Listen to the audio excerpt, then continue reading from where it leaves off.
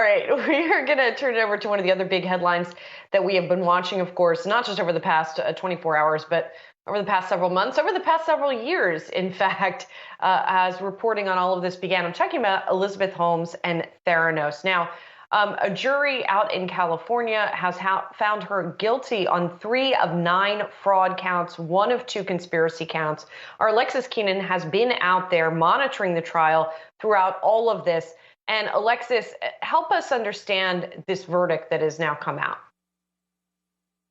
Julie, it all came to a head to a verdict that is just after 4 p.m. Pacific time. That was the end of the day of deliberations of day 7 for this jury. They returned a partial verdict for Elizabeth Holmes, the one-time Silicon Valley CEO who is accused of misrepresenting the viability of her blood testing company Theranos. Now, let's take a look at the charges. On a total of 11 charges that Holmes was facing, they were for wire fraud and conspiracy to commit wire fraud, each of those carrying a maximum penalty of 20 years in prison. Now, the jury found Holmes guilty on 4 charges. 3 of those were for wire fraud, and 1 was for conspiracy, and that was as to investors. Now, on 4 of the charges that alleged Holmes defrauded customers, Holmes was acquitted. There were also 3 charges that were based on fraud against investors, where the jury returned no verdict at all. And on those counts, the judge declared a mistrial. Now, the government didn't say in court yesterday whether it plans to retry Holmes on those charges. But overall, when you look at this picture, you have to consider it a win for the prosecution. The potential penalties here are steep. Each of those 4 guilty verdicts carries a maximum penalty of 20 years in federal prison, plus $250,000 in fines, plus restitution.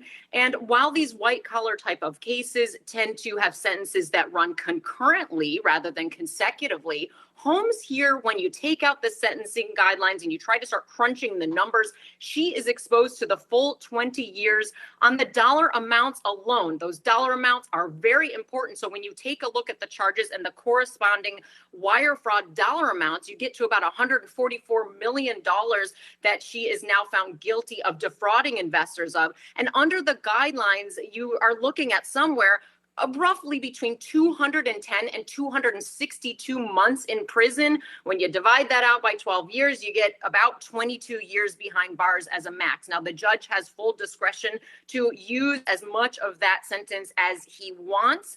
Holmes is expected to appeal here. And another thing that's up to the judge is whether Holmes remains out of prison while she is appealing, if she does. Now, we did ask her attorneys after she was leaving the courthouse if an appeal would be the plan here. While that's expected, there was no answer from Holmes or her attorneys. Now, sentencing will happen at a later date that will probably be likely 3 to 4 months off from now. But bottom line here, this is a win for the prosecution, and Holmes is facing a steep penalty here, guys.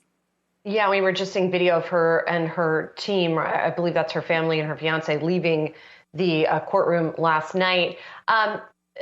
Alexis, it looks like there was a split here, as you were detailing to us, between her not being found guilty on charges related to patients and her being found guilty on charges related to investors. Is that the right way to interpret it? And what's the sort of takeaway from that?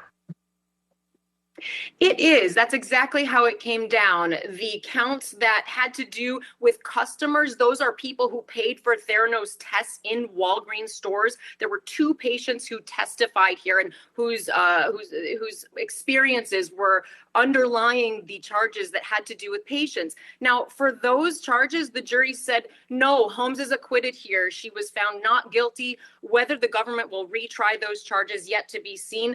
But I think one way to look at it would be that the jury did believe that Holmes believed in her product, that she wasn't out to undermine and take customers' money, that she really had a product that she thought she could make work. And that was a big part of her story here.